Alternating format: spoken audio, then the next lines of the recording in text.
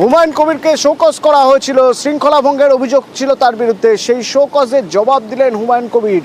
বিস্তারিত জানিয়ে আমার সঙ্গে রয়েছেন প্রতিনিধি আবির। আবির, এক পাতার শোকজের নোটিশের জবাব 3 পাতাতে পাঠিয়েছেন হুমায়ুন কবির 24 ঘন্টার মধ্যে। তিনি উল্লেখ করেছেন যে 23 ঘন্টার মধ্যে তিনি শোকজের জবাব দিয়েছেন। মমতা বন্দ্যোপাধ্যায় একটা জবাব দিতে বলা। একই সঙ্গে শোকজের জবাব দিয়ে প্রশ্ন তুলে দিয়েছেন যে তিনি গ্রামীণ এলাকার বিধায়ক, তার বিরুদ্ধে দল ব্যবস্থা নিচ্ছে, যদি তিনি কোনো শৃঙ্খলা ভঙ্গ করে থাকেন তাহলে তিনি দলকে জবাব দেবেন। তার প্রশ্ন হচ্ছে যে দলীয় সাংসদ কল্যাণ বন্দ্যোপাধ্যায় তিনিও মন্তব্য করছেন একাধিক সাম্প্রতিক সময় বিভিন্ন জায়গাতে, এবং তার বক্তব্য যে তিনি দলেরই তৃণমূল ছাত্র পরিষদের যিনি রাজ্য সভাপতি তাকে ঘিরে প্রশ্ন তুলেছেন। তাহলে কল্যাণ বন্দ্যোপাধ্যায়ের এই মন্তব্য কেন দলীয় শৃঙ্খলা ভঙ্গে সামিল হচ্ছে না, এই বিষয়ে দলের কি নীতি, দল কোন উপযুক্ত ব্যবস্থা গ্রহণ করুক, এই প্রশ্ন তিনি এদিকে তুলে দিয়েছেন।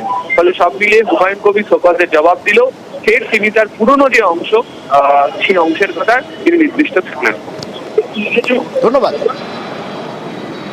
এক পাতার শোকজ লেটার ছিল, 3 পাতার জবাব দিয়ে দিয়েছি। গ্রামীণ এলাকার মানুষ আমরা, তারা কোনো কথা বললে তাদের ক্ষেত্রে ডিসিপ্লিনারি কমিটির অ্যাকশন হবে।